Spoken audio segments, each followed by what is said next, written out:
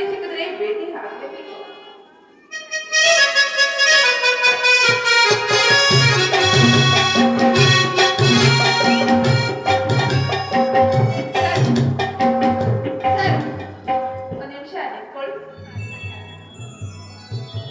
ಯಾಕೆ ಮೇಡಮ್ ನನ್ನನ್ನು ಕಡೆಗೆ ನಿಲ್ಲಿಸಿದ್ದೀರಿ? ನೋಡಿ, ಒಂದು ಹೆಣ್ಣು ತನ್ನ ಕಣ್ಣು ಕುಕ್ಕುವ ಹಾಗೆ ನಿಮ್ಮ ಮುಂದೆ ಇಟ್ಟು ಮಾತನಾಡದೆ ಹಾಗೆ ನೋಡಿದ್ದೀರಲ್ಲ. ಇನ್ನೊಬ್ಬರು ನೋಡಲಿ ಎಂದು ನೋಡುವುದಿಲ್ಲ, ಇನ್ನೊಬ್ಬರು ನೋಡಲಿ ಎಂಬ ಭಾವನೆ ಅದರದಲ್ಲ. ನಿಮ್ಮಂತೆ ಕಣ್ಣು ಕುಕ್ಕಿಸುವ ಪರಸ್ತ್ರೀಯರು ಕಣ್ಣೆತ್ತಿ ನೋಡುವ ಮನೋಭಾವನೆ ನನ್ನದಲ್ಲ. ಅಂದರೆ ನಿಮ್ಮ ಮಾತಿನ ಅರ್ಥ ನಾನು ಕೆಟ್ಟವರು, ನೀವು ಒಳ್ಳೆ ಮಹಾಭಾವುಕರೆಂದು ಈ ನಿಮ್ಮ ಮಾತಿನ ಅರ್ಥವೇ? ನೋಡಿ, ಒಂದು ಹೆಣ್ಣಿಗೆ ಮನಪೂರ್ವವಾಗಿ ಮಾತನಾಡಿದ್ರೆ ಈ ಕಾಲದಲ್ಲಿ ಒಳ್ಳೆತನೆರಲು ಸಾಧ್ಯವಿಲ್ಲ. ಒಂಟೆಯಾಗಿಸುವುದು ಕಲಿಗಾಲವಲ್ಲ ಮೇಡಮ್. ಕಾಮಲೆ ಕಣ್ಣಿಗೆ ಕಾಣುವುದೆಲ್ಲ ಹಳದಿಯಾಗಿ ಕಾಣುತ್ತದೆ. ನೋಡುವ ದೃಷ್ಟಿ ಸರಿಯಾಗಿರಬೇಕು ಅಷ್ಟೇ. ಅಂದರೆ ನಿಮ್ಮ ಮಾತಿನ ಅರ್ಥವೇನು? ನಾನು ಮಾತನಾಡಿದಂತೆ ಹೇಳಿದ್ರೆ ನೋಡಿ, ಈ ಕಾಲದಲ್ಲಿ ಒಳ್ಳೆ ಕೆಲಸ ಮಾಡೋರಿಗೆ ದಡ್ಡರಂತಾರೆ, ಅದೇ ಕೆಟ್ಟ ಕೆಲಸ ಮಾಡೋರಿಗೆ ಒಳ್ಳೆಯದು ಉತ್ತರ ಮಾಡ್ತಾರೆ. ಒಂದು ಹೆಣ್ಣು ಇಷ್ಟೊಂದು ಮನಪೂರ್ವಕವಾಗಿ ನಿಮ್ಮ ಹತ್ರ ಮಾತನಾಡಿದ್ರೆ ಈ ಒಳಪೂರ್ತಿಗೆ ಬೆಲೆನೇ ಇಲ್ವೇ ಈ ನಿಮ್ಮ ಕಾಲದಲ್ಲಿ? ನ್ಯಾಯಕ್ಕೆ ಬೆಲೆ ಇಲ್ಲ ಎನ್ನುವುದು ಎಷ್ಟು ಸತ್ಯವೂ ನ್ಯಾಯಕ್ಕೆ ಬೆಲೆ ಇರುವುದು ಅಷ್ಟೇ ಸತ್ಯ. ನೋಡಿ ಮೇಡಮ್, ನಿಮ್ಮಂತ ಸ್ತ್ರೀಯರಿಂದ ಬುದ್ಧಿ ಹೇಳಿಸಿಕೊಳ್ಳುವಷ್ಟು ಮೂರ್ಖ ನಾನಲ್ಲ. ಈ ಗಜೇಂದ್ರನನ್ನು ಸುಮ್ಮನೆ ಕೆಣಕಬೇಡ. ನಿಮ್ಮ ಪರಿಚಯವೇ ನನಗಾಗಲಿಲ್ಲ. ನೋಡಿ, 10 ಊರಿನ ಒಡತಿಯಾಗಿರುವ ನನ್ನ ಹೆಸರು ಮೋನಿಕಾ ಅಂತೇಳಿ. ಆದ ಹಾಗೆ ನೀವು ನನ್ನನ್ನು ಮುಂದೆ ಈ ಶ್ರೀಮಂತಿಕೆಯನ್ನು ಕಡೆಗಣಿಸಬೇಡಿ.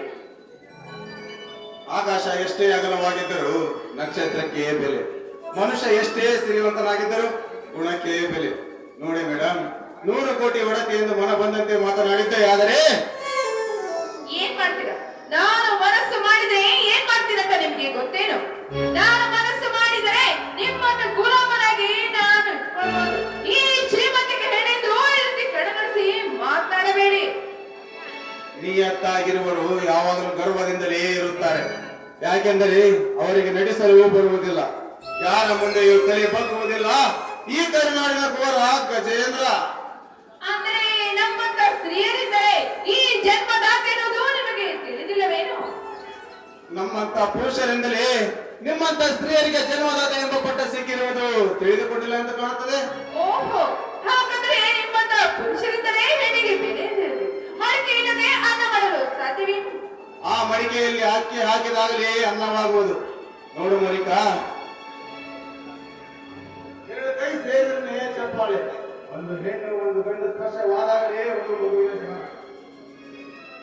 ಹೆಣ್ಣನ್ನು ಕೀಳಾಗಿ ಕಾಣುವ ಕಳನಾಯಕ ನಾನಲ್ಲ. ನೀನು ಮಾತನಾಡಿದ್ದಕ್ಕೆ ಪ್ರತ್ಯುತ್ತರ ಕೊಟ್ಟೆ ಅಷ್ಟೇ. ಓಹೋ, ಅಂದಿಗೂ ಹೆಣ್ಣಿನ ಭಾವನೆಯಂತೆ ಸರಿ ಮಾತಾಡಿದ್ರು. ಈ ನಿಮ್ಮ ದಿಟ್ಟದ ಮಾತನ್ನು ಕೇಳಿ ಹೆಣ್ಣಿಗೆ ಮನಸ್ಸಿನಲ್ಲಿ ಸ್ನಾನವೇ ಇಲ್ಲ ಅನ್ಕೊಂಡಿದ್ದೆ. ಆದ್ರೆ ಈ ರೀತಿ ಮಾತನಾಡಿದ್ರೆ ನೀವು ಮನಪೂರ್ವಕವೆಂದು ಹೀಗೆ ತಿಳಿತು. ಹೆಣ್ಣಿಗೆ ಅದೆಂತ ಶತ್ರುಗಳಿದ್ದಾರೆ ಈ ನಮ್ಮ ಕಾಲದಲ್ಲಿ. ನೀನು ತಪ್ಪು ತಿಳಿದುಕೊಂಡಿರುವೆ ಮೋನಿಕಾ. ಒಂದು ಹೆಣ್ಣಿಗೆ ಒಂದು ಹೆಣ್ಣೆಯ ಶತ್ರು ಹೊರತು ಗಂಡಲ್ಲ. ಗಂಡು ಎಂದರೆ ಒಂದು ಹೆಣ್ಣನ್ನು ರಚಿಸುವ ಮುಳ್ಳೆ ಹೊರತು ಸಾಕಿದ ಗಿಣಿಯನ್ನೇ ಕುಟುಕುವ ಗಿಡಗನಲ್ಲ. ಒಂದು ನಿಂಬೆ ಹಣ್ಣಿನ ರಸವು 1000 ಲೀಟರ್ ಹಾಲನ್ನು ಕೇಳಿಸುತ್ತದೆ. ಅದರಂತೆ ತಿಳಿಗೇಡಿಗಳು ಹೆಣ್ಣನ್ನು ದ್ವೇಷಿಸಿದ ಮಾತ್ರಕ್ಕೆ ಇಡೀ ಗಂಡು ಕುಲವೇ ಕೆಟ್ಟವರೆಂದು ಭಾವಿಸಬೇಡ. ಎಂತ ಮನಪೂರ್ವಕವಾದ ಇವರಿಗೆ ಹೆಣ್ಣಿನ ಬಗ್ಗೆ ಇಷ್ಟೊಂದು ಭಾವನೆ ಏನೇನು ತಿಳಿದೆ ನಾನು ನನಗಂತೂ ಕಾಣುತ್ತದೆ. ಅದು ಹೆಣ್ಣಿನ ಬಗ್ಗೆ ಎಷ್ಟೊಂದು ಗೌರವವಾಗಿ ಯಾವ ದಯವಿದೆ ಇವರನ್ನು.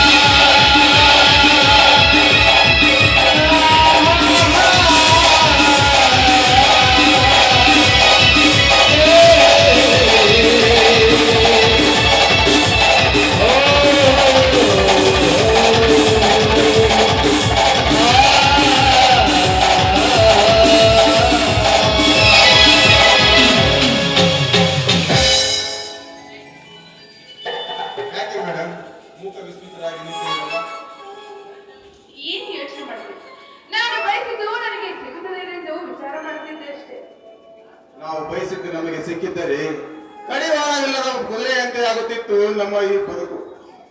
ಮೋನಿಕಾ, ನನಗೆ ಸ್ವಲ್ಪ ಕೆಲಸವಿದೆ, ಮತ್ತೆ ಭೇಟಿಯಾಗೋಣ. ನಿಮಿಷ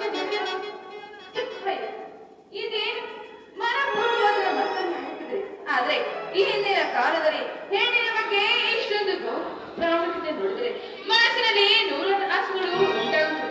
ನನ್ನ ಮಾತನ್ನು ಕೇಳದೆ ಹಾಗೆ ಹೋದ ನನ್ನ ಗಜೇಂದ್ರ.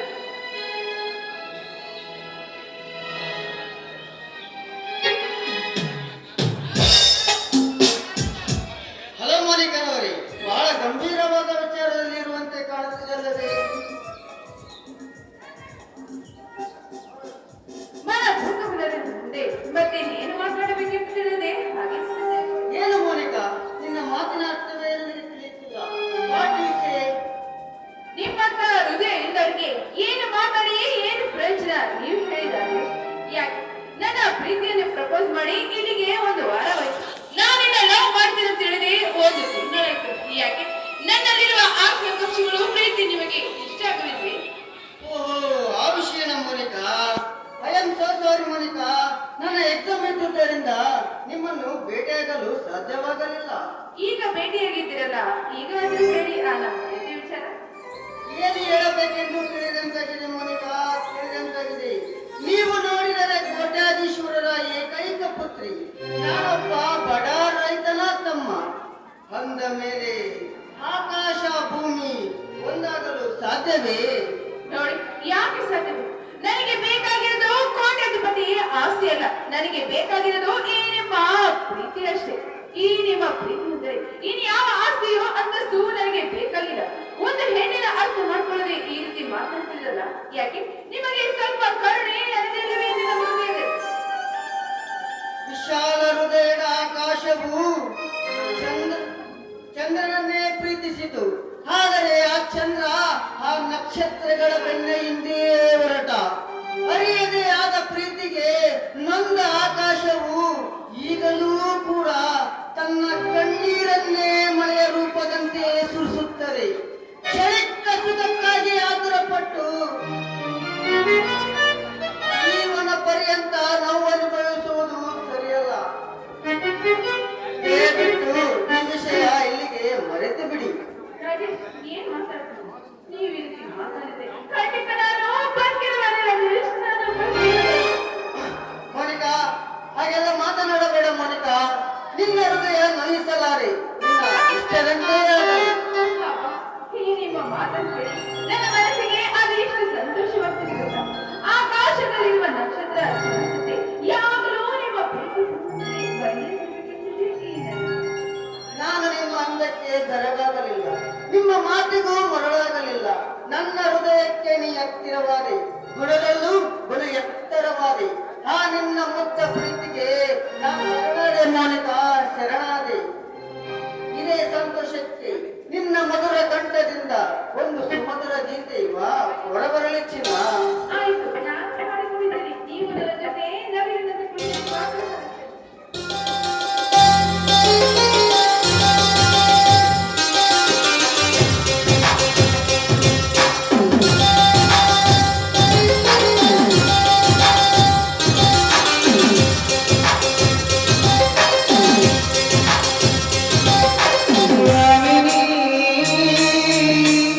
ಯಾರಮ್ಮ ನೀನು ಯಾಮಿನಿ?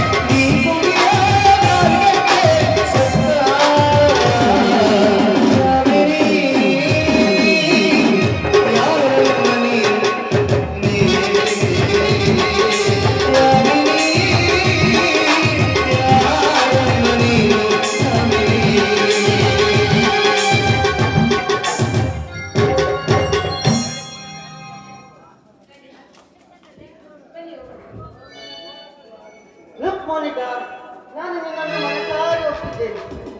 ಆದರೆ ನನಗೆ ಎತ್ತ ತಂದೆ ತಾಯಿ ನೆನಪು ಬಾರದಂತೆ ನನ್ನ ಅಣ್ಣ ಅತ್ತಿಗೆ ನನಗೆ ಕೈ ತುತ್ತು ತಿನಿಸಿ ಆಡಿಸಿ ಬೆಳೆಸಿದ್ದಾರೆ. ಅವರಿಬ್ಬರು ನಮ್ಮಿಬ್ಬರ ಪ್ರೀತಿಗೆ ಒಪ್ಪಿಗೆ ಕೊಡಬೇಕಲ್ಲ ಮೋನಿಕಾ. ಆಯ್ತು, ಆ ನಿಮ್ಮ ಒಪ್ಪಿಗೆ ಬರ್ಕೊಂಡ ನಾನು ಕಾಯ್ತು ಇರ್ತೇನೆ. ಸರಿ, ನಡಿ ಹೋಗೋಣ.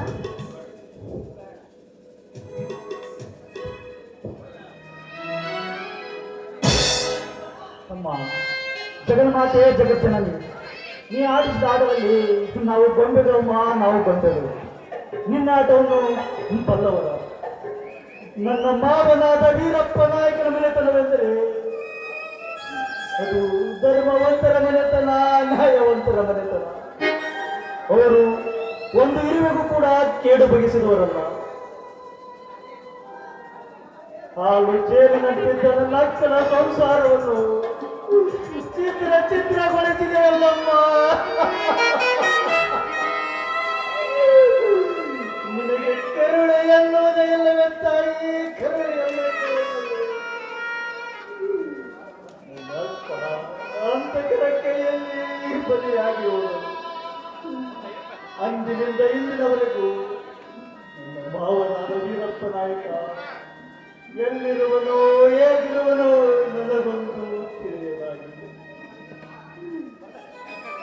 ನಮ್ಮಿಬ್ಬರು ಎಂದಿರಲಿ ಗರುಡ ನನ್ನ ಬಳಿಯಿರು, ಇನ್ನೊಬ್ಬಳಿಯ ಚಿಕ್ಕವನಿರುವಾಗಲಿ ಕನ್ನಡಿಯಾಗಿರು.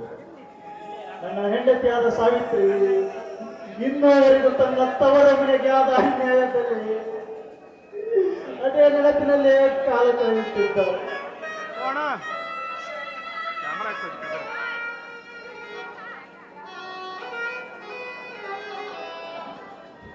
ಏಕೆ ಸ್ವಾಮಿ, ಏಕಿಷ್ಟಲ್ಲಿ ಮನಸ್ತಾಪ?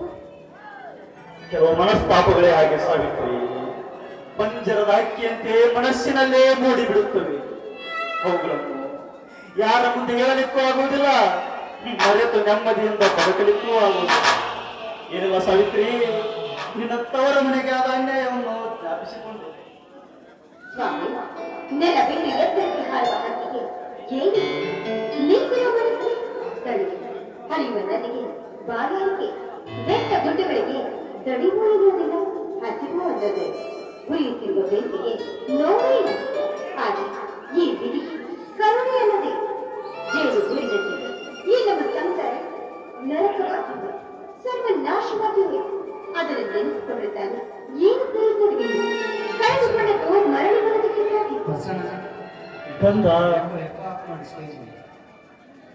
ಗಂಧ ತಿಕ್ಕಿದಷ್ಟು ಸುಗಂಧ ಸೂಸುವುದು, ಕಪ್ಪು ಜಗ್ಗಿದಷ್ಟು ಸಿಹಿ ನೀಡುವುದು, ಚಿನ್ನ ಬೆಳೆದಷ್ಟು ಹೊತ್ತು ನೀಡುವುದು ಸಾವಿತ್ರಿ. ಆದರೆ ಜೀವನ ಆಗಲ್ಲ ಸಾವಿತ್ರಿ, ಜೀವನ ಆಗಲ್ಲ. ಸಿಹಿ ಕೈಗಳು ಮಾನವರು ಪಡೆದುಕೊಂಡು ಬಂದವರ, ಅವರ ಪಡೆದ ನಮಗೆ ಕಷ್ಟ ಸುಖ ಬರುವುದು ಸಹಜ. ಅವುಗಳಿಗೆ ಅನುಸಾರವಾಗಿ ನಡೆಯುವುದೇ ಜೀವನ ಸಾವಿತ್ರಿ. ಜೀವನದುದ್ದಕ್ಕೂ ಕಷ್ಟಗಳ ಸುರಿಮಳೆಗಳಲ್ಲಿ ಅನುಭವಿಸುತ್ತಾ ಬಂದ ನಿನಗೆ ಇನ್ನು ಮುಂದೆ ಯಾವ ನೋಡಬಾರದು ಹಾಗೆ ನಾನು ನೋಡಿಕೊಳ್ಳುತ್ತೇನೆ ಸಾವಿತ್ರಿ, ನಾನು ನೋಡಿಕೊಳ್ಳುತ್ತೇನೆ. ಕಳೆದು ಹೋದದ್ದನ್ನ ನೆನೆಯುವುದಕ್ಕೆ ಪ್ರಯತ್ನಿಸಿ. ಆದರೆ ಅದಕ್ಕಿಂತ ಮಿಗಿಲ ದೇವರ ಪತಿಯನ್ನ ನನಗಿಟ್ಟುಕೊಂಡಿದ್ದಾರೆ. ಈ ಕಷ್ಟಗಳನ್ನೆಲ್ಲ ಮರೆಯಲಿ. ಏಳೇಳು ಜನ್ಮದಲ್ಲಿ ನೀವೇ ನನ್ನ ಪತಿಯಾಗಿ ಬರಬೇಕು ಅಂತ ಆ ಶಿವನಲ್ಲಿ ನಾನು ಸದಾ ಬೇಡಿಕೊಳ್ಳುತ್ತಿದ್ದೇನೆ. ಸಾವಿತ್ರಿ, ನಿನ್ನಂತ ಧರ್ಮ ಪತ್ನಿಯನ್ನು ಪಡೆಯಬೇಕಾದರೆ ನಾನು ಯಾವ ಜನ್ಮದಲ್ಲಿ ಏನು ಪುಣ್ಯ ಮಾಡಿರೋನು ಏನು ಸಾವಿತ್ರಿ. ಇನ್ನು ಮುಂದೆ ನಿನಗೆ ಯಾವ ಕಷ್ಟವೂ ಬಾರದ ಹಾಗೆ ಈ ಮಣ್ಣಿನಲ್ಲಿ ಧರ್ಮದಿಂದ ದುಡಿದು ನನ್ನ ಸತಿ ಅಷ್ಟೇ ಅಲ್ಲ, ನನ್ನ ಬಾಳಿನ ಭಾಗ್ಯದ ಜ್ಯೋತಿಯಾದ ನಿನ್ನನ್ನು ಮಹಾರಾಣಿಯಂತೆ ನೋಡಿಕೊಳ್ಳುತ್ತೇನೆ. ಕೈ ಕೆಟ್ಟರಾದರೆ ಬಾಯಿ ಮೊಸರು ಅಂತ ಹೇಳ್ತಾರೆ. ಕಷ್ಟಪಟ್ಟ ದಳಿದವರೆಗೂ ಬೆಳೆದು ಮನೆಗೆ ಬರ್ತೀವಿ. ಹೀಗಿರುವಾಗ ನಿಮ್ಮ ಸೇವೆಯನ್ನ ಮಾಡದೇ ಇದ್ರೆ ಆ ದೇವರಾದ್ರೂ ನನ್ನ ಮೆಚ್ಚಿದ್ದಾನೆ. ಇದೇ ಗಣೆ ಸತಿಪತಿಗಳ ಬಾಂಧವ್ಯ ಸಾರ್ಥಕವಾಯಿತು ಸಾವಿತ್ರಿ, ನನ್ನ ಜನ್ಮ ಸಾರ್ಥಕವಾಯಿತು.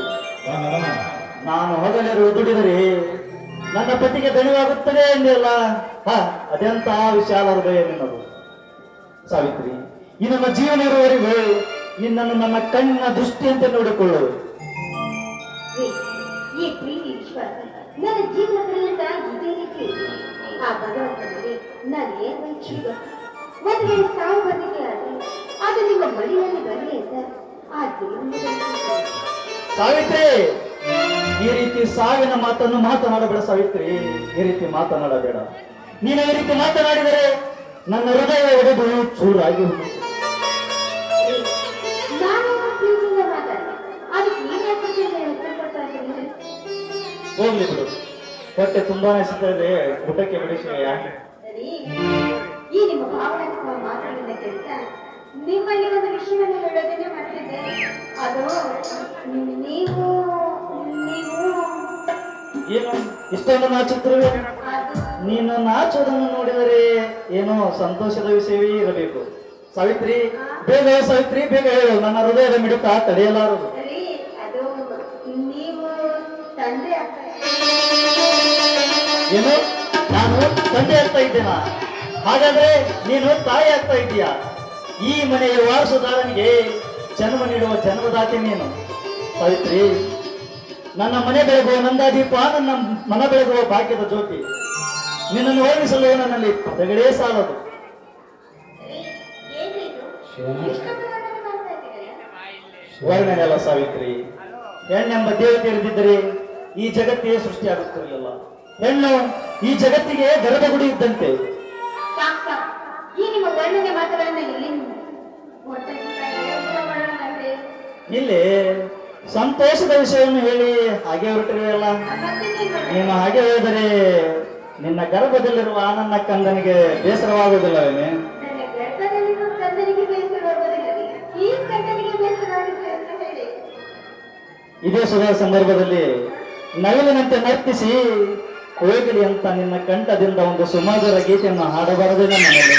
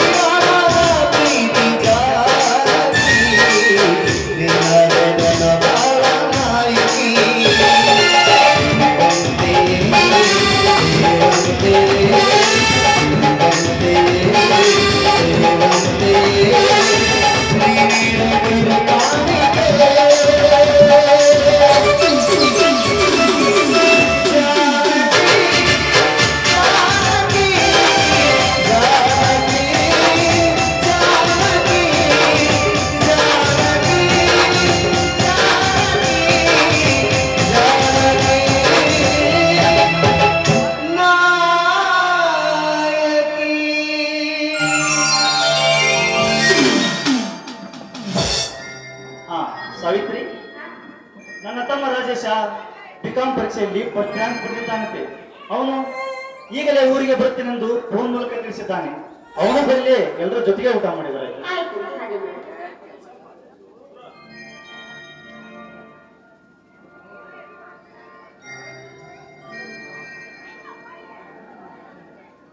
ಅಣ್ಣ, ಅತ್ತಿಗೆಮ್ಮ, ಅತ್ತಿಗೆಮ್ಮ, ಅಣ್ಣ. ಬಾ ರಾಜೇಶ, ಈಗ ಬರ್ತೇನಪ್ಪ. ಅಂದ ಹಾಗೆ ಇವರೇ ಅಣ್ಣ, ಇವರು ಇವರು ಕೇಳ ಕೇಳು ಒಳ ಒಳಗಡೆ ನುಂಗ್ತಿದೆಯಲ್ಲ ಏನು? ನನ್ನ ಬಾಳಿನ ಸಂಗಾತಿಯಾದರೆ ನನ್ನ ಹೆಂಡತಿಯನ್ನ ನನ್ನ ಹೆಂಡತಿ. ರಾಜೇಶ, ಏನು ಹೇಳ್ತೀರ ರಾಜೇಶ? ನಮಗೆ ಒಂದು ಮಾತು ಹೇಳಿದ್ರೆ ಮದುವೆಯದೆಯ ರಾಜೇಶ. ನನ್ನ ತಮ್ಮ ರಾಜೇಶ ಬಿಕಾಂ ಪರೀಕ್ಷೆಯಲ್ಲಿ ಫಸ್ಟ್ ರ್ಯಾಂಕ್ ಪಡೆದು ಸಿಹಿಯಾದ ಸುದ್ದಿಯೊಂದಿಗೆ ಮನೆಗೆ ಬರುತ್ತಾನೆಂದು ಸಂತೋಷ ಪಡುತ್ತಿದ್ದೇವಪ್ಪ. ನೀನು ಸಿಹಿ ಮುತ್ತು ನೀಡುವ ಮಡದಿಯೊಂದಿಗೆ ಮನೆಗೆ ಬಂದಿರುವೆಯಾ ರಾಜೇಶ? ನಿನ್ನ ಬಾಳಿನ ದಾರಿಯನ್ನು ನೀನು ನೋಡಿಕೊಂಡೆ ಎನ್ನಲೇ ಅಥವಾ ನನ್ನ ತಲೆಯ ಮೇಲಿನ ಭಾರ ಇಳಿಯಿತು ಎನ್ನಲೇ? ನೋಡು ರಾಜೇಶ, ಈ ಕ್ಷಣದಿಂದ ಈ ಮನೆಯಲ್ಲಿ ನನಗೆ ಜಾಗ ಇಲ್ಲ, ಹೊರಟು ಹೋಗು. ಅಣ್ಣ, ಆ ಎಲ್ಲ ಮಾತನಾಡಬೇಡ ಅಣ್ಣ.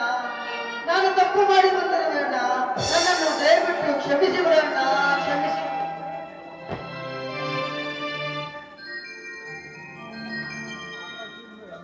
ಅಲ್ಲ ನೀನ್ ಇಂಥ ಕೆಲಸ ಮಾಡ್ತೀನಿ ಅಂತ ನಾನು ಅನ್ಕೊಂಡೆ. ನಿನ್ನ ಬಾಳಿಗೆ ಅಣ್ಣ ಅತ್ತಿಗೆಯರು ಇಲ್ಲ ಅಂತ ತಿಳ್ಕೊಳ್ತೀನಿ. ಒಂದು ನೀನು ಈ ವಿಚಾರವನ್ನು ಮೊದಲು ಹೇಳಿದ್ರೆ ನಿನ್ನ ಮದುವೆನ ನಾವೇ ನಿಂತು ಮಾಡ್ತಿದ್ದೆ.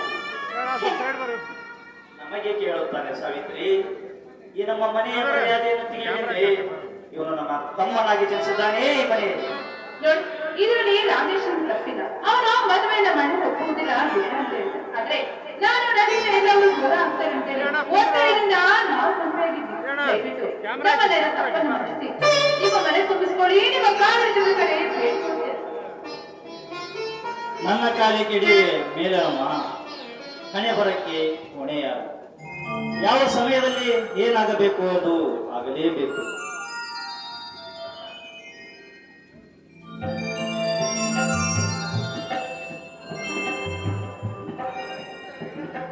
ಏನು ರಾಜೇಶ್, ಒಂದು ಸಮಯವೇನು? ಹೌದು ಬಾವ, ಈಗ ತಾನೇ ಬಂದೆ. ಇವರೇನು? ಅಕ್ಕ, ಮಾವ, ನೀವೇ ಕೆಲಸ ಮಾಡಿರ್ತೀರಿ. ರಾಜೇಶ ಹುಡುಗಿನ ಮದುವೆ ಮಾಡ್ಕೊಂಡು ಬಂದಿದ್ದಾರೆ. ಏನು ರಾಜೇಶ್, ಈ ರೀತಿ ಮಾಡಿದ್ರೆ ಅವ್ರಿಗೂ ಬುದ್ಧಿ ಇಲ್ಲ ಅಂದ್ರೆ ನಿನ್ಗೂ ಬುದ್ಧಿ ಇಲ್ಲ ಏನು? ಸಂಪ್ರದಾಯದ ನಾಡಿನ ಹುಟ್ಟಿ ಸಂಪ್ರದಾಯವನ್ನು ಬೇಡಿ ಮದುವೆಯಾಗಿ ಬಂದಿದ್ದೀರಲ್ಲ, ನಿನಗೆ ಬುದ್ಧಿ ಬೇಡಪ್ಪ. ಏನು ಈ ತಪ್ಪು ಕೆಲಸ ಮಾಡ್ತೀವಿ. ದಯವಿಟ್ಟು ನಮ್ಮನ್ನು ಕ್ಷಮಿಸ್ಬಿಡೋಣ. ನೀವೇ ತಪ್ಪಿಟ್ಟುಕೊಂಡ ಮೇಲೆ ನಮ್ಮನೇನಿದೆ ಬಾಬಾ, ನೀವೇನಂತೀರಿ? ನನ್ನ ಅಭಿಪ್ರಾಯ, ಪ್ರೀತಿಯಿಂದ ಕೂಡಿದ ಈ ಮನಸ್ಸುಗಳನ್ನು ಬೇರ್ಪಡಿಸಿ ಪಾಪ ಕಟ್ಟಿಕೊಳ್ಳುವುದು ಸರಿಯಲ್ಲ. ಆಗುವುದೆಲ್ಲವೂ ಆ ಮಾರುತಿ ದೇವರ ಕೃಪೆಯಿಂದೇ ಆಗಿದೆ ಎಂದು ಭಾವಿಸಿ ಸುಮ್ಮನಿರುವುದೇ ಸರಿ. ಸಾವಿತ್ರಿ, ಮಾಡುವ ಕಾರ್ಯವನ್ನು ಮಾಡಿ ಮನೆ ತುಂಬಿಸಿತು. ಆಯ್ತು, ಮನೆ ತುಂಬಿಸ್ಕೊಂಡೈತೆ. ಮನೆ ತುಂಬಿಸ್ಕೊಂಡ್ರೆ ಬನ್ನಿ ಮೊದಲು ಗೆದ್ದೆ ಊಟ ಮಾಡೋಣ. ಅಕ್ಕ, ಸತಿಪತಿಯಾಗಿ ಬಂದ ಇವರನ್ನ ಅಕ್ಕರೆಯಿಂದ ಆರತಿ ಮಾಡಿ ಒಳಗೆ ಕರೆದುಕೊಂಡು ಹೋಗಿ. ನೋಡಪ್ಪ, ನಮ್ಮ ಆಚಾರದ ಪ್ರಕಾರ ಮೊದಲು ಮನೆ ದೇವರಿಗೆ ತೋರಿಸಿ ಆಮೇಲೆ ಆರತಿ ಮಾಡ್ಬೇಕು. ಆ ನಂತರ ಆರತಿ ಮಾಡ್ತೀನಿ. ಸರಿ, ಇವಾಗ ಊಟ ಮಾಡಿ ಆಮೇಲೆ ಆರತಿ ಮಾಡೋಣ.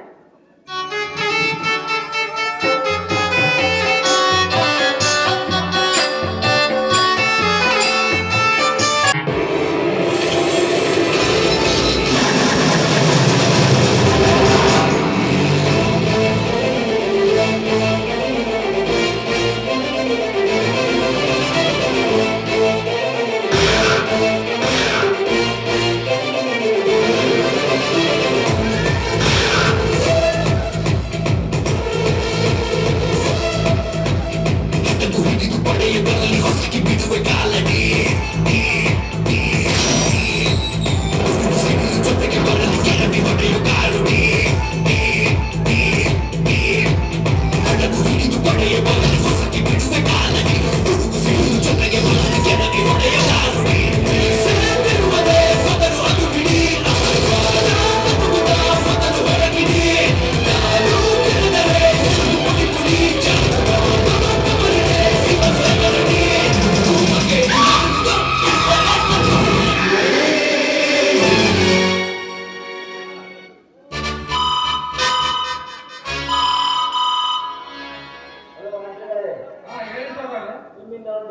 ಮುಖ್ಯವಾದ ಕೆಲಸ ಆಗಬೇಕಾಗಿತ್ತಲ್ಲ. ಏನಂತ ಹೇಳಿ ಸಾವುಕಾರ? ಈ ಊರ ನಿಷ್ಠಾವಂತ ಧರ್ಮವಂತನೆಂದು ತಿಳಿದು ಪಡೆದ ಆ ಧರ್ಮವಂತ ತನ್ನ 2 ಎಕರೆ ಜಮೀನನ್ನು ಮಕ್ಕಳ ಶಿಕ್ಷಣಕ್ಕಾಗಿ ಕೊಡುತ್ತಿದ್ದಾನೆ. ಹಾ ಹೇಳಿ. ಆ ಜಮೀನನ್ನು ನನಗೆ ಬಿಟ್ಟುಕೊಡಿ. ನಿಮ್ಮ ಸರ್ಕಾರಕ್ಕೆ ಎಲ್ಲಿಯಾದರೂ ಹಿಡಿದುಕೊಡುತ್ತೇನೆ. ಹಾ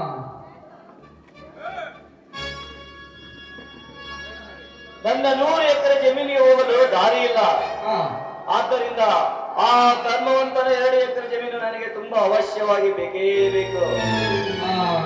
ಕೊಡ್ಬೋದಾಗಿತ್ತು ಸಾವುಕಾರ್ರೆ. ನಾಳೆ ಅದೇ ಅವರ ಜಮೀನಿನಲ್ಲಿ ಕಟ್ಟಡಗಳಿನ ಸಮಾರಂಭ ಇರೋದ್ರಿಂದ ನಾನಿಂದ ಏನೂ ಮಾಡಲು ಸಾಧ್ಯವಿಲ್ಲ. ಮತ್ತೆ ಯಾವ್ದಾದ್ರು ಕೆಲಸವಿದ್ದರೆ ಮಾಡಿಕೊಡ್ತೇನೆ. ದಯವಿಟ್ಟು ಇದೊಂದು ಸಲ ನನ್ನಿಂದ ಆಗದು. ನನಗೆ ಸ್ವಲ್ಪ ಮೀಟಿಂಗ್ ಇದೆ. ಮತ್ತೆ ನಿಮ್ಮನ್ನ ಭೇಟಿ ಆಗ್ತೇನೆ ಸಾವುಕಾರ್ರೆ. ಹಲೋ ಹಲೋ ಹಲೋ ಮಂತ್ರಿಗಳೇ, ಹಲೋ.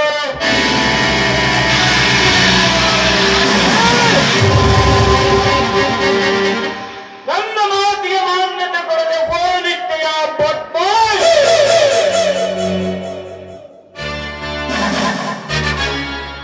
ಈ ನಾಳೆ ಮನಸ್ಸು ಮಾಡಿದರೆ ಚೇಟಿಗೆ ಹೊಡೆಯಷ್ಟರಲ್ಲಿ ನಿನ್ನ ಮಂತ್ರಿ ಕುರ್ಚಿಯಿಂದ ಕೆಳಗಿಳಿಸಬಲ್ಲೆ. ಈ ನಾಗಲೋಕದ ನರವ್ಯಾಘ್ರ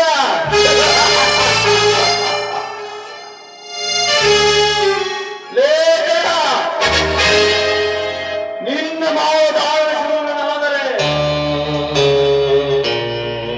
ನೀನು ಈ ಶ್ರೀಮಂತನಿಗೆ ಸವಾಲಾಗಿ ಈ ಕಾಳಿಂಗ ಸರ್ಪವನ್ನು ಕೆಳಕಿಡೆ ಅಂದ ಮೇಲೆ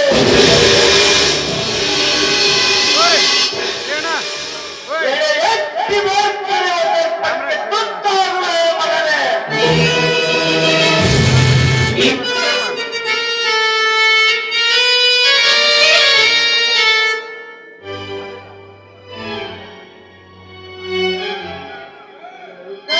ಮಗ ನಮ್ಮ ಸಾವುಕಾರ್ಗ ಯಾವ ಕೈ ಕೊಟ್ಟಂಗ್ ಕಾಣ್ತತಿ, ಅದಕ್ಕೆ ಹಾರಾಡಕತ್ತಾನ. ಯಾಕ್ರಿ ದಣಿ ಸಿಟ್ಟಿನ ಅವಸ್ಥೆಗೆ ಯಾರಿಗೂ ಬಾಯಿ ಸಿಕ್ಕೊಂಡು ಭಯಂಕ ಕಾಣತ್ತವ್ರಿ? ಬೇರೆ ಯಾರಲ್ಲ ವೆಂಕಟಶೆಟ್ಟಿ, ನನಗೆ ಸಿಟ್ಟು ಹೊಡೆದು ಸೊಕ್ಕಿನಿಂದ ಮಾತನಾಡಿ ಹೋದವ ಆ ಗರುಡನ ಗರ್ವ ಇಳಿಸಿದಾಗಲೇ ನಾನು ಗೌರವದಿಂದ ಮೆರೆಯಲು ಸಾಧ್ಯ. ಹೌದ್ರಿ ಗಣೇರ, ಆ ಗರುಡನ್ ಗರ್ವ ಬಾಳ ಐತ್ರಿ. ಎಷ್ಟು ಹಾರಾಡ್ತಾನ್ರಿ ಆ ನನ್ನ ಮಗ. ಗಣೇರ, ನೀವೇನು ತಿಳ್ಕೊಳ್ಳಲ್ಲ ಅಂದ್ರ ನಾನೊಂದು ಐಡಿಯಾ ಕೊಡ್ತಾನಿ, ಮಾಡಿ. ಯಾವ್ದು ಶೆಟ್ಟಿ ನಿನ್ನ ಐಡಿಯಾ? ಹೇಳು. ಆ ಧರ್ಮವಂತನೇ ಅಂತಿ ಆ ಗರುಡನಕ್ಕ ಸಾವಿತ್ರಿ ಶೀಲ ಸಮಾಧಿಯಾದಾಗ ಆ ಗರುಡನ ಗರ್ವ ಸ್ವಲ್ಪ ಕಡಿಮೆ ಆಗ್ಬೋದು ಅಂತ ನನ್ನ ಅನಿಸಿಕೆ ನೋಡಿ. ಶಬಾಷ್ ಶೆಟ್ಟಿ, ಶಬಾಷ್. ಈ ಹೇಳೋ ಮಾತು ಕರೆಕ್ಟ್ ಐತೆ.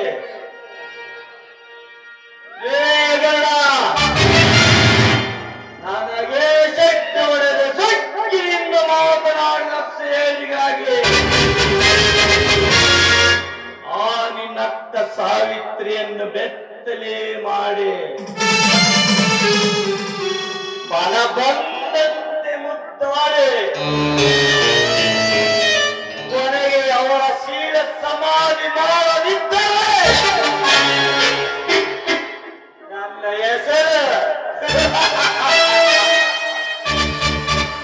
ನಯವಂಚಕ ನಯಂಗ ಪ್ರಸಾದನೇ ಅಲ್ಲ.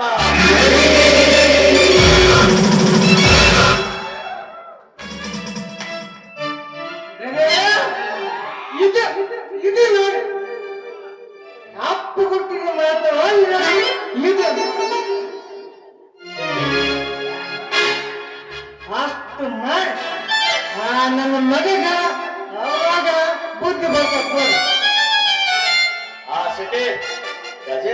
ಕಾಣುತ್ತಿಲ್ವಲ್ಲ?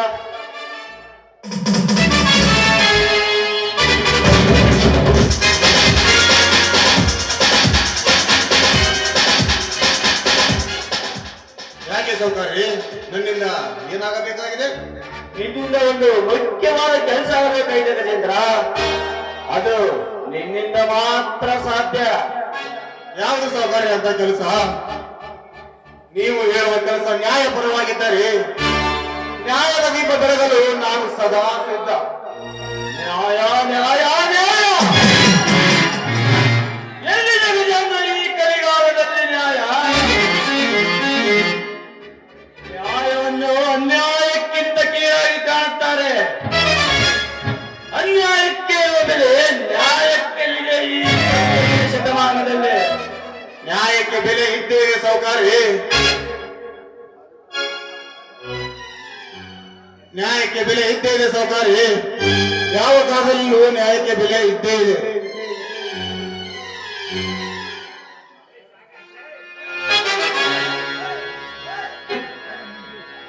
ಯಾವ ಕಾಲದಲ್ಲಿಯೂ ನ್ಯಾಯಕ್ಕೆ ಬೆಲೆ ಇದ್ದೇ ಇದೆ ಸೌಕರ್ಯ. ನ್ಯಾಯ ಧರ್ಮ ಅಧರ್ಮದ ಎಲ್ಲ ಸ್ವಲ್ಪ ದಿನ ಮಾತ್ರ. ಆದರೆ ನ್ಯಾಯ ನೀತಿ ಧರ್ಮವೆಂಬುದು ನಮ್ಮನ್ನು ಕೈ ಹಿಡಿದು ಕಾಪಾಡದೇ ಇರಬಾರದು. ಇರಲಿ ಸೌಕರ್ಯ, ಅದು ಯಾವ ಕೆಲಸವೆಂದು ಹೇಳಲಿಲ್ಲ? ಈ ನಾಡಿಗೆ ತೆರೆಯಾಗಿ ನೆಲೆಯುತ್ತಿರುವ ಈ ನಾಡಿನ ಒಡೆಯನಿಗೆ ಎದುರಾಗಿ ಬಂದಿದ್ದಾನೆ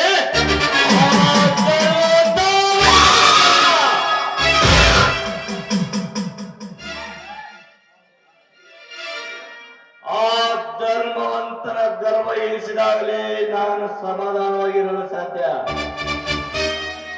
ಈ ಶ್ರೀಮಂತನನ್ನು ಎದುರು ಹಾಕಿಕೊಂಡರೆ ಬದುಕುವುದು ಎಷ್ಟು ಕಷ್ಟ ಎಂದು ಅರಿತುಕೊಳ್ಳಬೇಕು ಆ ಬಡಪಂದಿಗಳು.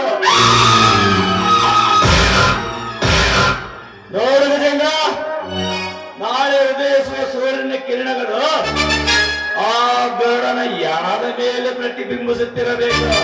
ಅಂದರೆ ನೀವು ಹೇಳುತ್ತಿರುವುದು ಆ ಗರುಡನ ಪ್ರಾಣ ತೆಗೆ ಎಂದು ಹೇಳುತ್ತಿರುವರ್ಯ? ಅವನ ಪ್ರಾಣ ತೆಗೆಯಲು ಕಾರಣ? ಆ ಧರ್ಮವಂತ ಮಕ್ಕಳ ಶಿಕ್ಷಣಕ್ಕಾಗಿ ತನ್ನ 2 ಎಕರೆ ಜಮೀನ ಸರ್ಕಾರಕ್ಕ ದಾನ ಕೊಡಕತ್ತ. ದಾನ ಮಾಡಿದ ದಾನ ಸೂರು ಕಾಲ ಇಲ್ಲ ಅಂದ್ರ ಕೇಳಬಾರ್ದು. ನಿನ್ ಜಮೀನ ನನಗೆ ಕೊಡು. 2 ಎಕರೆಗೆ 4 ಎಕರೆ ಕೊಡ್ತಾನೆ, ಮೇಲ ಹಣನೂ ಕೊಡ್ತಾನೆ. ನಿನ್ ಜಮೀನು ಸಾವುಕಾರ ಬಿಟ್ಬಿಟ್ಕೊಳಕ ಅಂದ್ರ ಎಷ್ಟು ಸುಖಿಲ್ ಮಾತಾಡ್ತಾನ್ರಿ ಆ ಗರುಡ. ಅವರ ಜಮೀನು ಅವರ ಸತ್ತು, ಅದನ್ನು ಕೇಳಲು ನೀವ್ಯಾರು? ಅಷ್ಟಕ್ಕೂ ಅವರು ಮಾಡಿರುವುದರಲ್ಲಿ ತಪ್ಪೇನಿದೆ? ಒಂದು ಒಳ್ಳೆಯ ಕೆಲಸಕ್ಕಾಗಿ ಅವರ ಜಮೀನನ್ನು ದಾನ ಕೊಟ್ಟಿರುತ್ತಾರೆ. ಅದನ್ನು ಕೇಳುವ ಅಧಿಕಾರ ನಮಗಿಲ್ಲ. ನೋಡು ಗಜೇಂದ್ರ, ನಿನ್ನ ವೇದಾಂತದ ಮಾತುಗಳು ನನಗೆ ಬೇಕಾಗಿಲ್ಲ. ನೀನು ನಾನು ಹೇಳಿದಂತೆ ಕೇಳಬೇಕು. ಯಾವುದು ನ್ಯಾಯ ಯಾವುದು ಅನ್ಯಾಯ ಎಂದು ನನಗೆ ಚೆನ್ನಾಗಿ ಗೊತ್ತಿದೆ. ನನ್ನ ಕಾಲ ಕೆಳಗಿನ ಧೂಳಿನ ಸಮಾನದ ಗರುಡನಿಗೆ ಅಷ್ಟೊಂದು ಶಕ್ತಿ ಇರಬೇಕಾದರೆ ದುಡ್ಡಿನಲ್ಲಿ ಕುಬೇರನಂತೆ ಬೆಳೆದು ಸಿಂಹವಂತಿರುವ ನನಗೆ ಎಷ್ಟಿರಬಾರದು? ಕಾಲ್ ಕೆಳಗೆ ಇರುವ ಧೂಳನ್ನು ಕೇವಲವಾಗಿ ನೋಡಬೇಡ ಸೌಕಾರ. ಅದು ಕಣ್ಣಿನಲ್ಲಿ ಬಿದ್ದಾಗಲಿ ಗೊತ್ತಾಗುವುದು ಅದರ ಬೆಲೆ. ಯಾರನ್ನು ಕೀಳಾಗಿ ನೋಡಬೇಡ. ಎಲ್ಲರಿಗೂ ಒಂದು ಗೌರವ ಇದ್ದೇ ಇದೆ. ಅದು ಗೊತ್ತಾಗುವುದು ಸಮಯ ಬಂದಾಗ ಮಾತ್ರ. ನೀನು ಸಂಬಳ ಕೊಡುತ್ತೀರೆಂದು ಹೇಳಿದ ಕೆಲಸ ಮಾಡಬೇಕೆಂದು ತಿಳಿಯಬೇಡ.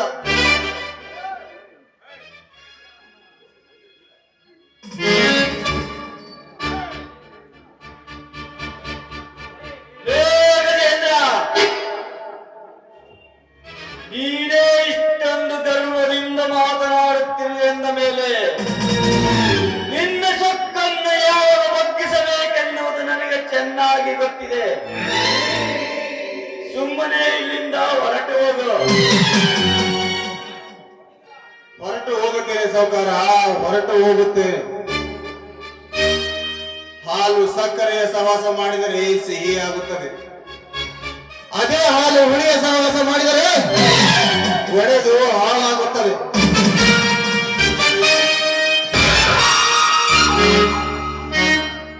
ಗುಣದಿಂದ ಗುಣಿಸಿದರೆ ಗುಣವಂತ, ಭಾವನೆಗಳಿಂದ ಭಾಗಿಸಿದರೆ ಭಾಗ್ಯವಂತ, ಹಣದಿಂದ ಗುಣಿಸಿದರೆ ಸಿರಿವಂತ. ನಿಮ್ಮಂತ ಮೂರ್ಖರ ಜೊತೆ ಸಹವಾಸ ಮಾಡುವುದು ಒಂದೇ, ಆ ಕತ್ತೆಯ ಜೊತೆ ಸಹವಾಸ ಮಾಡುವುದು ಒಂದೇ. ನೋಡು ಗಜೇಂದ್ರ, ನೀನು ನಾನು ಸಾಕಿದ ನಾಯಿ. ನಾನು ಏನು ಕೇಳಬೇಕು, ಇಲ್ಲವಾದರೆ ಒಟ್ಟು ಹೊರ ಹಾಕಬೇಕಾಗುತ್ತದೆ. ಎಚ್ಚರ ಎಚ್ಚರ.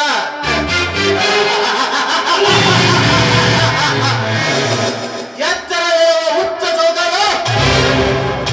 ನೀನೊಬ್ಬ ದೊಡ್ಡ ಶ್ರೀಮಂತನೆಂದು ತಿಳಿದು ಒತ್ತು ಹೊರಹಾಕುವ ನಾಯಕ ನೀನಾದರೆ ನಿಮ್ಮಂತ ಬಂಡವರಿಗರ ಉಂಡಾರಿಸುವ ಗಂಡ ಬೇಡ ಈ ಗಜೇಂದ್ರ.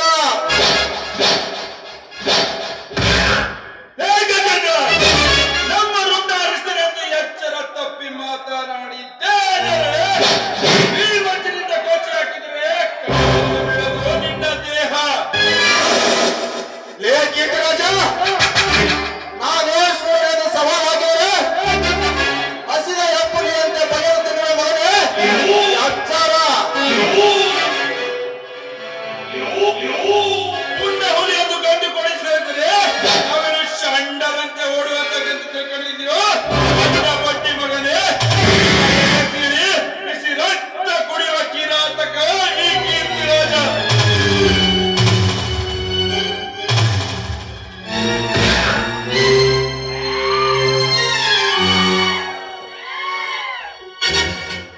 ಏ ತಮ್ಮ, ನ್ಯಾಯದಿಂದ ಬದುಕೀವಂದರು ಸ್ಮಶಾನದಾಗ ಮಣ್ಣಾಗ ಅದ್ರ ಮ್ಯಾಲ ನೀನ್ಯಾವ ಲೆಕ್ಕಲೆ?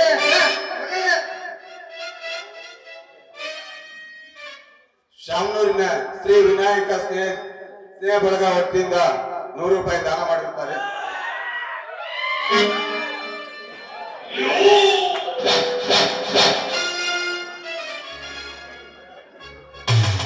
ಇನ್ನೊಬ್ಬರನ್ನು ಹೆದರಿಸಿ ಅವರ ಆಸ್ತಿಯನ್ನು ನುಂಗಿ ಅವರ ಜೀವಟಿಗೆಯ ಪುಂಡ ಪುಡಾರಿ ನಾನಾಗಲಾರೆ. ಅನ್ಯಾಯವನ್ನು ಮಟ್ಟ ಹಾಕಿ ಧರ್ಮವನ್ನು ಮೆಟ್ಟಿ ನಿಂತು ಈ ನಾಡಿಗೆ ಒಬ್ಬ ಒಳ್ಳೆಯ ಆದರ್ಶ ವ್ಯಕ್ತಿಯಾಗಿದೆ.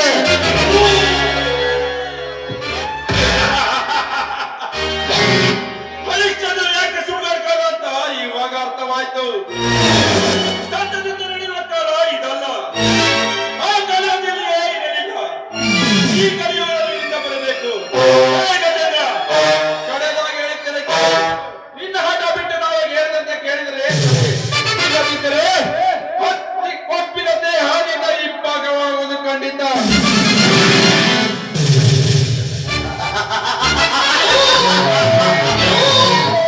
ಲೇಖಿತ ರಾಜ, 1000 ಅಡಿಯಿಂದ ಬಿದ್ದರೂ ಸತ್ತು ಮಾಡದ ಸಾಸಿವೆ ಕಾಣಲಿಗೆ ಬಿದ್ದಾಗ ಹೇಗೆ ಸಿಡಿಯುತ್ತದೆಯೋ ಹಾಗೆ ಈ ಗಜೇಂದ್ರ ಸಿಡಿದರೆ ಬೆಂಕಿ ಕಲಿದಂತೆ, ರಚ್ಚಿಗೆದರೆ ರವ ರುದ್ರ, ಗತಿಸಿದರೆ ಬಂಡೆ ಕಲ್ಲು ಸಿಡಿದಂತೆ. ಲೇಖಿತ ರಾಜ್, ಈ ನಾಗೇಂದ್ರಂತೆ ನೀನು ಎದುರಾಡಿದರೆ ನಿನ್ನ ದೇಹ ದಹನವಾಗುವುದು ಈ ಗಂಟುಗಲಿ ಗಜೇಂದ್ರನ ಕೈಯಲ್ಲಿ.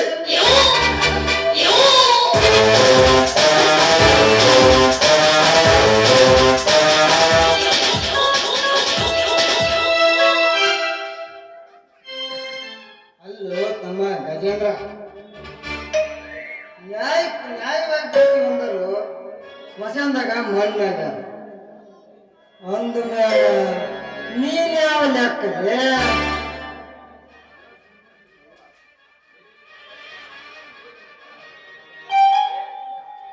ಗಜೇಂದ್ರ, ನೀನೇ ನನಗೆ ಇಷ್ಟೊಂದು ಶಕ್ತಿಯಿಂದ ಮಾತನಾಡುತ್ತಿರುವೆ ಮೇಲೆ ನಿನ್ನ ಸೊಕ್ಕನ್ನು ಹೇಗೆ ತಗ್ಗಿಸಬೇಕೆನ್ನುವುದು ನನಗೆ ಚೆನ್ನಾಗಿ ಗೊತ್ತಿದೆ. ಸುಮ್ಮನೆ ಇಲ್ಲಿಂದ ಹೊರಟು ಹೋಗು. ಹೊರಟು ಹೋಗುತ್ತೇನೆ ಸಾವುಕಾರ, ಹೊರಟು ಹೋಗುತ್ತೇನೆ. ಹಾಲು ಸಕ್ಕರೆ ಸಹವಾಸ ಮಾಡಿದರೆ ಸಿಹಿಯಾಗಬಹುದು. ಅದೇ ಹಾಲು ಹುಳಿಯ ಸಹವಾಸ ಮಾಡಿದರೆ ಒಡೆದು ಹಾಳಾಗುವುದು. ಒಳ್ಳೆಯ ಜೊತೆ ಸಹವಾಸ ಮಾಡಿದರೆ ಒಳ್ಳೆಯ ಮಾರ್ಗದರ್ಶನ. ನಿಮ್ಮಂತ ಮೂರ್ಖರ ಜೊತೆ ಸಹವಾಸ ಮಾಡುವುದು ಒಂದೇ, ಕಟ್ಟೆಯ ಜೊತೆ ಸಹವಾಸ ಮಾಡುವುದು ಒಂದೇ.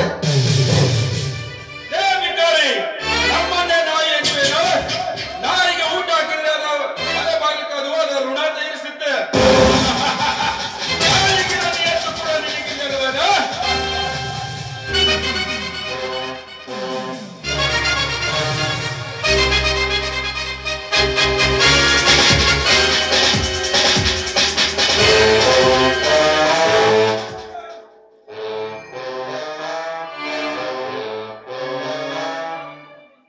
ಗಜೇಂದ್ರ, ನಿನ್ನಂತ ಅಯೋಗ್ಯನೊಂದಿಗೆ ಮಾತನಾಡುವುದು ನನ್ನ ಮರ್ಯಾದೆಗೆ ಕೊಂಡು. ನಿನ್ನಂತ ನಾನೊಬ್ಬರಿಗೆ ಕೆಲಸ ಕೊಟ್ಟಿರಲ್ಲ, ನನಗೆ ಬುದ್ಧಿ ಇಲ್ಲ. ನೋಡು ಗಜೇಂದ್ರ, ಸುಮ್ಮನೆ ವಾದ ಮಾಡಿ ನನ್ನ ಸಮಯ ಹಾಳು ಮಾಡುವುದಕ್ಕಿಂತ ಇಲ್ಲಿಂದ ಕಣ್ಮರೆಯಾಗು. ಯಾರ ಅಂತ್ಯ ಯಾರ ಕೈಯಲ್ಲೆಂದು ಆ ಕಾಲವೇ ನಿರ್ಣಯ ಮಾಡುತ್ತದೆ. ನಿನ್ನ ಅನ್ಯಾಯ ಹೀಗೆ ಮುಂದುವರೆದರೆ ಆ ಸೃಷ್ಟಿಕರ್ತ ಬರೆದ ನಿನ್ನ ಹಣೆ ಬರವನ್ನೇ ಬದಲು ಮಾಡುತ್ತೇನೆ. ಗುಡ್ ಬಾಯ್ ನಾಗೇಂದ್ರ.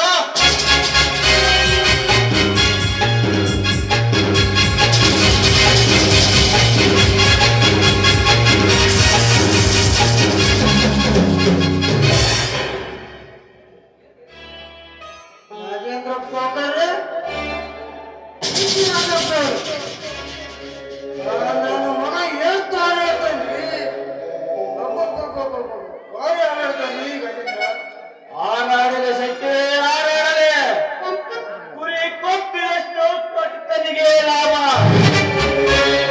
ಆ ಕೊಪ್ಪಿನಿಂದ ಗಜೇಂದ್ರನನ್ನು ಯಾವ ಸಮಯದಲ್ಲಿ ತಪ್ಪು ಹೊಡೆಯಬೇಕೆನ್ನುವುದು ನನಗೆ ಚೆನ್ನಾಗಿ ಗೊತ್ತಿದೆ. ಆದಷ್ಟು ಬೇಗ ಮಟ್ಟ ಹಾಕಬೇಕು ಸಾವುಕಾರ್ರೆ. ಆ ಗಜೇಂದ್ರನನ್ನು ಹಾಗೆ ಬಿಟ್ಟರೆ ನಮ್ಮ ಗುರುತು ರಟ್ಟು ಮಾಡಿದರೆ ನಮಗೆ ತೊಂದರೆ. ಒಳ ಹೋಗಿ ವಿಚಾರ ಮಾಡೋಣ ಬನ್ನಿ.